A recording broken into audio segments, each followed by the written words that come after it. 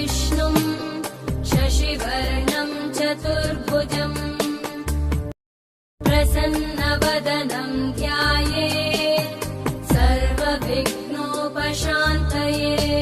नमस्कार मित्रों, आप सबका आपके अपने चैनल वे टू माइथोलॉजी में भव्य स्वागत है। मित्रों, आज जो हम विषय लाए हैं वो बहुत ही महत्वपूर्ण है। देवशयनी एकादशी, आप लोगों ने नाम सुना होगा। सारी एकादशियों में इनका बहुत ही महत्व है। इसे हरिशयनी एकादशी भी कहते हैं, पद्मा एकादशी भी कहते हैं। शुरू करने के पहले हम लोग भगवान विष्णु का ध्यान करते हैं। भगवान विष्णु के शरीर से एकादशी माता की उत्पत्ति हुई है, इसलिए सर्वप्रथम भगवान विष्णु को प्रणाम करते हैं। ओम शांताकारं भुजगशयनं पद्मनाभं सुरेशं विश्वाधारं गगनसदृशं मेघवर्णं शुभांगं लक्ष्मीकान्तं कमलनयनं योगविरधाज्ञानगम्यं वंदे विष्णुं भवभयहरणं सर्वलोकैकनाथं। मित्रों, हर माह में दो एकादशी होती है, एक कृष्ण पक्ष की, दूसरी शुक्ल पक्ष की। टोटल इस तरह साल के 12 महीने यानी 12 दूनी 24 एकादशी होती है। लेकिन जिस साल अधिक मास या मलमास लग जाता है तो उसकी दो एकादशियां और बढ़ के टोटल 26 हो जाती हैं। इसी तरह से हर एकादशी का अपना अपना महात्म्य है, अपना अपना नाम भी है। आषाढ़ मास की शुक्ल पक्ष की एकादशी को देवशयनी एकादशी के नाम से जाना जाता है। देवशयनी कहते हैं, हरिशयनी एकादशी भी कहते हैं, इसे पद्मा एकादशी भी कहते हैं। आप जिस भी नाम से पुकार लें, इसका बहुत ही तगड़ा महात्म्य है। इस साल यह देवशयनी एकादशी 20 जुलाई को है। एकादशी तिथि यद्यपि 19 जुलाई रात के 9:59 से शुरू हो जा रही है, जो कि 20 जुलाई को शाम 7:17 तक रहेगी। अतः व्रत पूजन आदि सब कुछ 20 जुलाई को ही होगा। 20 जुलाई को ही माना जाएगा। सूर्योदय से लेकर सूर्यास्त के बीच में है, अतः वही माना जाएगा। और इसका पारण, व्रत का पारण 21 जुलाई को सुबह 5:36 से 8:21 के बीच में करना होगा। तो मित्रों, जैसा आप सब जानते हैं, पूरी सृष्टि के लिए पालन पोषण का उत्तरदायित्व तो भगवान विष्णु जी के पास है। उन विष्णु जी की इसी दिन विशेष पूजा आराधना की जाती है, क्योंकि इसी दिन से शाम से भगवान हरि विष्णु चले जाते हैं 4 महीने के लिए योग निद्रा में। 4 महीने की लंबी निद्रा लेते हैं और उनका ये कार्यभार पालन पोषण का, शिष्य का पालन पोषण का, लुक आफ्टर करने का कार्यभार भगवान शिव जी देखते करते हैं। वो 4 महीने के लिए जाते हैं। देवशयनी एकादशी जो आषाढ़ मास शुक्ल पक्ष की एकादशी है 20 जुलाई को, इसी दिन से शुरू हो जाएगा इनका चातुर्मास। और अंत में जाकर के कार्तिक मास की शुक्ल पक्षी एकादशी को, जिसे कि देवोत्थान एकादशी या देव उठनी एकादशी भी कहते हैं, उस दिन जाकर के जगेंगे। पूरा 4 महीने का है। और मित्रों, चातुर्मास का महात्म बहुत ही तगड़ा है। चातुर्मास में जो भी व्यक्ति पूजा पाठ आराधना वंदन करेगा, जब तप करेगा, दान करेगा, उसका कई गुना फल मिलता है। एक बार का कई बार का फल मिल जाता है उसको एक बार में ही।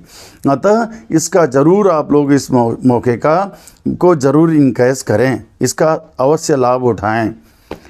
भगवान हरि विष्णु शयन के लिए चले जाते हैं योग निद्रा में 4 महीने के लिए हरिशयनी एकादशी से, तथा उनका पालन पोषण वाला दायित्व शिव जी भगवान स्वयं ले लेते हैं। पौराणिक गाथाओं में चातुर्मास की कथा कुछ इस तरह से है। देवासुर संग्राम हुआ, समुद्र मंथन के बाद तमाम सारे रत्न निकले। श्री मणिरंभा वारिणी, अमी शंख गजराज, कल्पद्रुम सजधेन्दन, धन्वंतरि विषभाज, ये 14 रत्न मिले। और राक्षसों ने क्या किया, किसी तरह से लड़ाई झगड़ा करके वो देवताओं पे हावी हो गए। अपनी मायावी शक्तियों का प्रयोग करके उन्होंने देवताओं को परास्त कर दिया। जब परास्त हो गए तो राक्षसों का राजा बलि हो गया, त्रिलोकी पर विजय पा गया। और वो 100 अश्वमेध यज्ञों के लिए उसने संकल्प लिया और 99 पूरे कर लिया। अब जो बचता तो वो देवलोक और इंद्रलोक का भी आ जाता उसके हाथ में। और जब वो 100वां अश्वमेध कर रहा था, उसी समय इंद्र देवता भगवान विष्णु जी के पास दौड़े दौड़े गए और सुरक्षा की गुहार लगाई। बोला देवलोक भी चला जाएगा, हमारा इंद्रासन भी जाएगा, सब कुछ, भगवान विष्णु जी आप मदद कीजिए।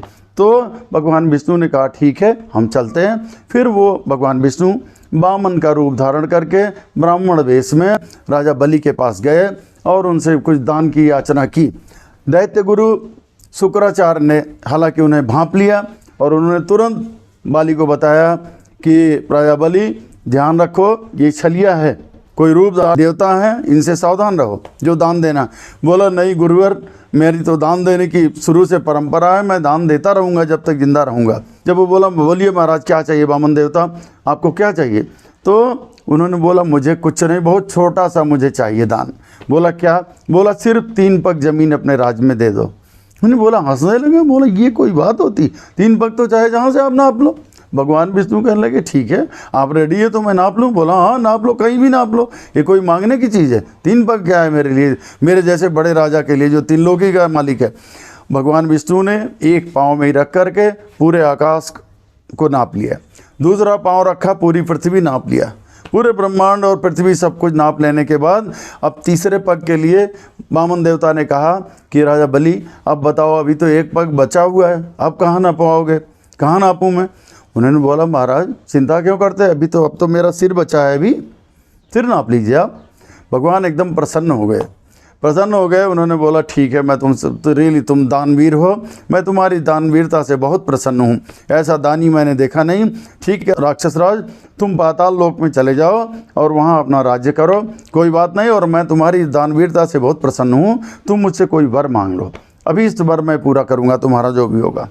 तो राजा बलि ने बोला महाराज हम तो वहाँ रहेंगे, लेकिन आप हमारे प्रभु हैं, मैं चाहता हूँ कि आप भी मेरे साथ वहाँ रहें पाताल लोक में, और ताकि मैं वहाँ पे सुमरन भजन भी आपका करता रहूँ और आप वहीं हमारे साथ पूरा बने रहेंगे पाताल में ही। उन्होंने एवं मस्तु कह दिया। भगवान तो भक्त वत्सल होते हैं, जो अब वचन से बंधे हुए भी थे, एवं मस्तु कह दिया और वहीं रहने लगे। उधर लक्ष्मी जी को स्वर्गलोक में बड़ी चिंता हो गई कि भगवान श्रीहरि कहाँ चले गए, बिना बताए हुए कहाँ घूम रहे हैं, कहाँ किधर। नारद मुनि का उन्होंने ध्यान किया, नारद मुनि आ गए, नारायण नारायण करके नारद मुनि आए। बोला माता आप कुछ चिंतित हैं? बोला अरे भगवान श्री हरि विष्णु पता नहीं कहाँ, कुछ दिनों से उनका पता ही नहीं चल रहा है, किधर भ्रमण कर रहे हैं। उन्होंने बोला ओहो माता आपको नहीं पता? ओहो वो तो चले गए हैं पाताल लोक में। पाताल लोक में राजा बलि के साथ वहीं रहने की उन्होंने सब संकल्प ले लिया, वर में उसको वरदान दे दिया और राजा बलि के साथ वहीं रह रहे हैं पाताल लोक में। अरे हरे लक्ष्मी जी को फिर उपाय सूझ, लक्ष्मी जी अपना एक ब्राह्मणी का रूप बना करके वो भी चली गई पाताल लोक में। राजा बलि को उन्होंने राखी बांधा, रक्षाबंधन बांध दिया। रक्षाबंधन बांधने के बाद उनको जब चंदन टीका लगाया तो राजा बलि को परंपराएं पता थी, दानवीर वैसे भी था। उसने कहा ठीक है आप बताइए आपको क्या चाहिए, जो दान में चाहिए ले लीजिए। तो लक्ष्मी माता ने बोला बहुत आप दानी हो, मुझे कुछ नहीं चाहिए, मुझे श्री हरि विष्णु को दे दो बस, जो यहाँ है आपके पास। अब वचनबद्ध हो चुका था इसलिए उन्होंने बोल दिया ठीक है माता आप ले जाओ। माता लक्ष्मी भी अपने रूप में आ गई, भगवान विष्णु भी वहीं प्रकट हुए और दोनों को राजा बलि ने प्रणाम किया और दोनों इतना प्रसन्न थे। भगवान विष्णु ने बोला ठीक है तुम राक्षस राज, तुम्हारी हर चीज़ से मैं इतना प्रसन्न हूँ, इसलिए तुम्हारे राज्य में हर साल मैं 4 महीने के लिए आया करूँगा। यद्यपि मैंने वचन दिया था कि पूरे साल भर रहूँगा, ठीक है माता लक्ष्मी ने बोल दिया, ऐसा वर दे दिया आपने, लेकिन फिर भी मैं हर साल नित्य कोई बिना गैप के हर साल देवसैनी एकादशी से आया करूँगा और देवोत्थान एकादशी तक 4 महीने का मेरा चातुर्मास का मैं आप ही के पास रहा करूँगा पाताल लोक में, मैं योग निद्रा में रहूँगा और हर तरह से आपका कल्याण हो राजा। इस तरह से ये कहानी यहाँ चलती है। भगवान विष्णु जी को उन्हें बिस्तर हाथ दें, अच्छी तरह से उनको आसन दें, क्योंकि वो 4 महीने की योग निद्रा में जा रहे हैं। उनको सुलाने के लिए एक महामंत्र है, उसके साथ ज़रूर उनको सुलाएं।